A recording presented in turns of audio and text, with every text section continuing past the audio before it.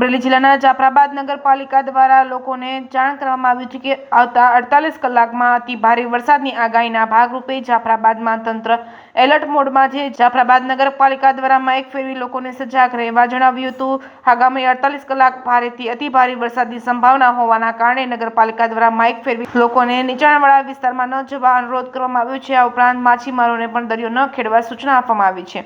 જે કેસની ગુજરાતી સાથે કાઉશાકનો છે જાફરાબાદ। જાહેર ચેતવણી આથી જાફરાબાદ નગરપાલિકા તરફથી ચેતવણી દેવામાં આવે છે કે ભારેથી અતિ ભારે વરસાદ 2 દિવસ પડવાની સંભાવના હોય। જે લોકો નીચાણ વિસ્તારમાં રહેતા હોય, જર્જરિત મકાનમાં રહેતા હોય તે લોકોને તાત્કાલિક સલામત સ્થળે ખસી જવા જાહેર વિનંતી કરવામાં આવે છે। તેની ખાસ નોંધ લેવી।